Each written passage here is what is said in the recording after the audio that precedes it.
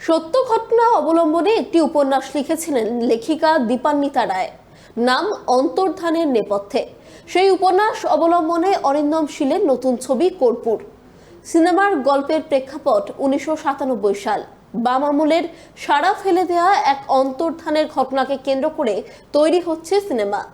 মনীষা অন্তর্ধান রহস্যের ফাইল খুলেছেন দুই সাংবাদিক।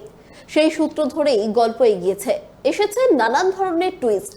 আগামী জুলাই মাস থেকে শুরু হতে চলেছে নতুন সিনেমার শুটিং। এই ছবিতে প্রথমবার বড় পর্দায় দেখা যাবে তৃণমূলের রাজ্য সাধারণ সম্পাদক তথা মুখপাত্র কুণাল ঘোষকে। সূত্রের খবর, কুণাল বাম জামানার এক গুরুত্বপূর্ণ নেতার ভূমিকায় অভিনয় করবেন। সেই নেতার নাম অনিল বিশ্বাস।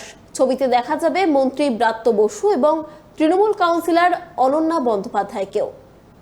দেখুন, সিনেমা কবে লঞ্চ করবে বা সিনেমা কতটা সোশ্যাল বা পলিটিক্যাল ইম্প্যাক্ট ফেলবে এইটা আমি বলতে পারি না। কবে লঞ্চ করবে এটা যারা পরিচালনা করছেন প্রতিন হাউস তারা বলবেন।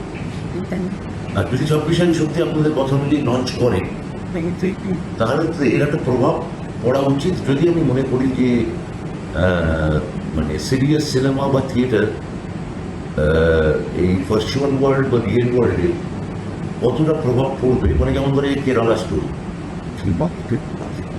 স্টোরির মতো সিনেমা যখন হয় বা সেক্সি দুর্গা এরকম সিনেমা যখন হয় তখন সেটা একটা স্তর অব্দি আলোচনা হয়। কিন্তু সেটা যদি এইরকম সিয়ানোর নাম পদ্মাবত মানে সঞ্জয় লীলা বানসালির ছবি, এর অনেক বড় স্টার থাকে, তার একটা সেন্সিটিভ সোশ্যাল কোনো ডিলেমা বা ইস্যুস সেখানে উঠে আসে, সেটা নিয়ে একটা তো আলোড়ন হয়।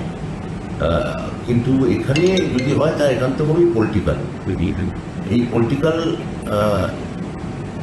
অভিঘাত কতটা করতে পারে আমার রিয়েলি হ্যাভ ডাউট, সন্দেহ আছে।